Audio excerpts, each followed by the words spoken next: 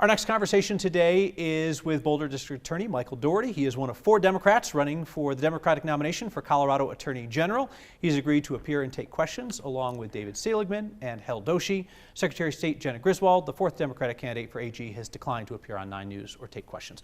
Michael Dougherty, thank you for your time. I appreciate it very much. Kyle, thank you so much for having me on. I was really looking forward to this discussion and answering any questions you have for me. So there is a lot within the potential portfolio of an Attorney General. What would you make your #1 priority as AG? Right now, it's protecting our democracy. When I look at a lawless Trump administration coming after Colorado in particular, the next Attorney General has to have experience as a lawyer and a proven track record of standing up and fighting for justice and the rule of law. And that's the kind of work I've done, as you know, my entire career. And I've also been a leader of large law offices and just deciding what fights to take on and how to win those fights. So it has to be about protecting our democracy, protecting our elections. But long term, it's about water and environment, public safety, consumer protection, and the list goes on. The Attorney General's office touches the lives of everyday Coloradans all the time. And I know that having worked at the AG's office as both a prosecutor and a leader there, and that's why I'm ready to hit the ground running on day one. When you talk about the idea of protecting our democracy, that suggests taking on President Donald Trump and the federal government. That also happens to be a very popular thing to say to Democrats these days, right? You can make a name for yourself opposing Donald Trump. Jenna Griswold's done it on MSNBC. Phil Weiser has done it with a number of lawsuits against the president. How do you convince Coloradans who don't necessarily share your political views that those are worthy fights? Well, it's about standing up and fighting for Colorado. And throughout my career, I've always done it with integrity. And that's what the next Attorney General has to do. And it's not about seeking to get my face on MSNBC. It's about standing up in court and saying, I'm here on behalf of the people of Colorado, and doing it with integrity, never based on political ambition or a hyper-partisan agenda. And there are times where Trump has just violated the rule of law and harmed Colorado. And that'll always be the criteria I use in deciding when to take Trump to court. And to me, it's about beating Trump in the court of law, not tweeting at him in the court of opinion. And that's where having the experience to say, we have enough evidence to go forward, here's how we're going to win these fights, that's absolutely critical. Because to your point, we lose the confidence and trust of the people we serve if we're taking Trump to court just to make a point. It has to be done well, it has to be done right, and it has to be done with the win. And that's certainly what critics accuse Attorney General Phil Weiser of doing, of just stacking up or joining a bunch of lawsuits to make a political point against Trump. When you look at his 65 or so suits, do you feel like they're well-founded, that Colorado should be in those fights? Do you see missed opportunities? I don't see missed opportunities. I certainly see Phil Weiser using discretion. The Democratic attorneys general from around the country have brought far more lawsuits than the 65 or so that Phil Weiser and his team have brought. So I do see them using a process to go through, and from talking with Phil Weiser, I know this is true, to go through those cases and deciding what cases to join. I think the alliances and partnerships with fellow attorneys general from around the country are really important. It obviously can't fall to any one office. It shouldn't be just the Colorado Attorney General's office standing up and fighting in all these different battles. That's why I've been in contact with the Democratic Attorneys General Association, but also attorneys general from other states, to make sure I have those partnerships in place on day one. It's about standing up and fighting for Colorado and making sure we're using our resources and priorities appropriately because of how much other work the AG's office has to do. I'll give you a good example where I think Phil Weiser did the right thing on birthright citizenship, where on the same day Trump took the oath of office to uphold the Constitution, he issued an order revoking birthright citizenship. That is plainly unconstitutional. The U.S. Constitution conveys birthright citizenship on anybody born in this country. And if there was any doubt about that, the U.S. Supreme Court reaffirmed it in 1898. That case is now pending before the U.S. Supreme Court. I've joined a brief along with other prosecutors from around the country in support of the effort to make sure birthright citizenship remains in place. The only thing that stopped thousands of people from being deported based on that order was the role of the Attorney General in stepping up and doing the right thing. And right now, the Attorney General is on the front lines of defending the rule of law. Because quite frankly, from my perspective, Congress is basically dysfunctional, and they're no longer acting as a check on the White House. So it's incumbent upon the rule of law and the Attorney General to stand up and fight for what's right.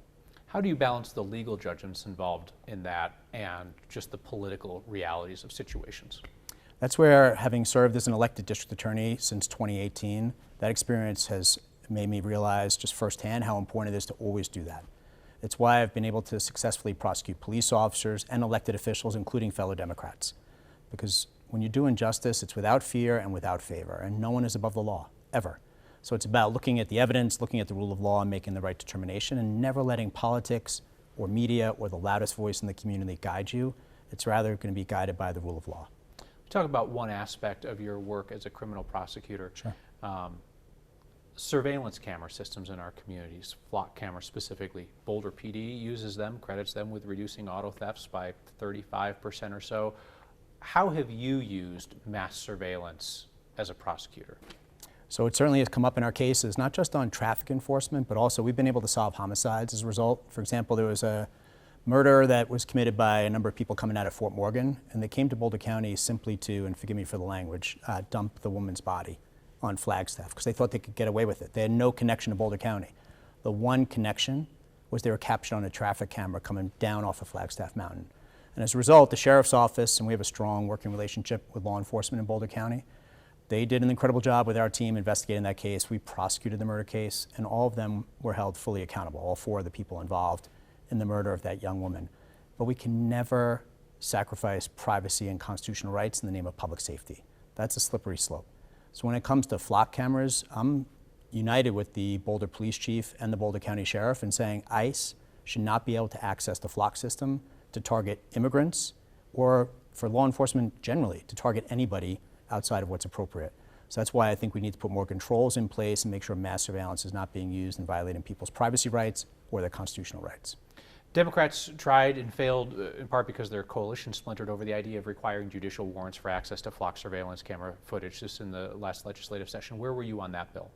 So I agree with what I've just stated, which is that flock cameras should not be used by ICE to target immigrants. I think the bill went too far in requiring law enforcement to get warrants to access information they already had. So it was trying to capture every type of camera that law enforcement has access to and requiring them to get warrants for that. I think that's something that can and should, and as Attorney General, I promise you, will be worked out in the future. What does a better compromise look like?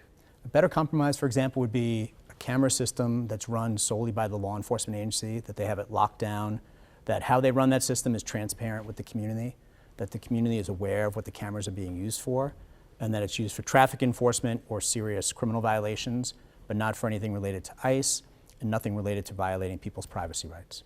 In the AG's office, you wouldn't be prosecuting street crime as you are now. You would have other tools available to you, and how would you use them to reduce crime in Colorado? So to me, public safety has to be more of a priority for the state, and it will be as Attorney General. We could do that in a number of ways. The Attorney General is responsible for all the training for law enforcement statewide. So if you're joining the La Plata County Sheriff's Office or the Denver PD, the training all comes from the Attorney General.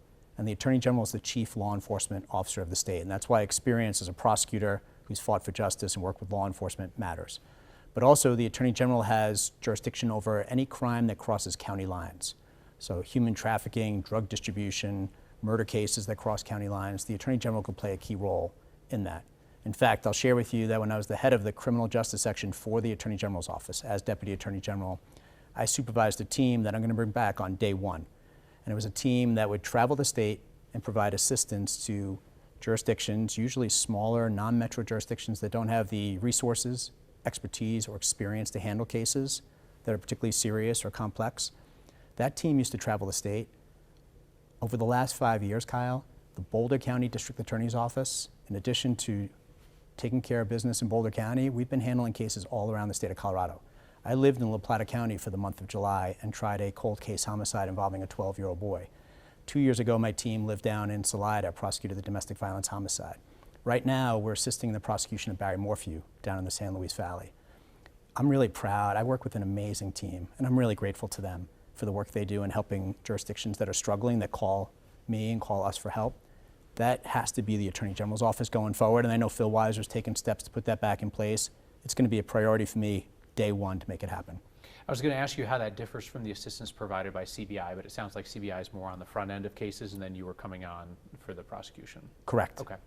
The other, Go ahead, please. The other piece on public safety, where the Attorney General can play a key role, is also assisting local jurisdictions in handling cases involving conspiracies. So, for example, if you were to look on the internet tonight and Google Boulder County District Attorney's Office major crime ring, you would see how many crime rings we've brought down in the last few years. The 400 attorneys at the AG's office under my direction and leadership will be playing that key role with local jurisdictions, because so many of the auto thefts we have, property thefts, those are done by crime rings that are operating throughout different jurisdictions, and the AG's office can, should, and I promise you will play a major role in bringing those to justice. Are there any laws currently on the books in Colorado that you would decline to defend as Attorney General? Decline to defend? No. It's my job to defend the Constitution of the state and to be vocal and active in ensuring the legislature does not pass laws that are unconstitutional. So if you have a specific example, I'm happy to answer it, but none come to mind that are blatantly unconstitutional. I think Phil Weiser and the legislature would have already been outspoken about it. Does it matter if Colorado's next Attorney General has courtroom experience? You have it, David Seligman has it, Heddle Doshi has it, Jenna Griswold doesn't have it. Does it matter? It does matter. I think more than anything, courtroom experience matters, but also legal experience matters. You did a show where you highlighted that the Secretary of State has never handled a case, a single case, in the state of Colorado. I think that matters. The Attorney General's office has 724 public servants who choose to work there. They could be making so much more in the private sector. They choose to serve communities throughout Colorado because they believe in the leadership and mission of the office. Look at the U.S. Justice Department and how many people, prosecutors and staff, have fled the Justice Department in the last year and a half. We can't afford that exodus with the Attorney General's office. I'm really heartened to have the support of people working within the Attorney General's office currently. They put themselves at risk doing that. But having been a leader in that office and knowing how important that office is, we have to retain high-level staff who are committed to doing the right thing. To inspire them and lead them takes experience. So I, as an elected district attorney, Kyle, still handle cases myself. Because I've always believed if you're going to be a leader, you should be able to do the work you ask of others. So the last case I tried was just this past December. It was a fire department captain who sexually assaulted 5 women working within the fire department, including a 17-year-old intern. That's what it means to fight for justice. I just finished the Pearl Street firebombing case, and I handled that case myself because of the horrific nature of it. It was an anti-Semitic act of terror and hate, and there were 29 victims in that case, including Karen Diamond, who at 82 years old, a beloved grandmother, mom, and wife, was killed brutally by being set on fire. I handled that case myself because as a leader, you have to be able to step up and fight for what's right and do justice. But even within my office, it's about being able to help staff, inspire staff, and help them make the decisions on what's the right thing to do. So if we're thinking about suing Donald Trump, that decision has to be made by the Attorney General, not delegated. And to me, if you're taking Donald Trump and his team of attorneys to court, it cannot be your first time ever walking into a courtroom.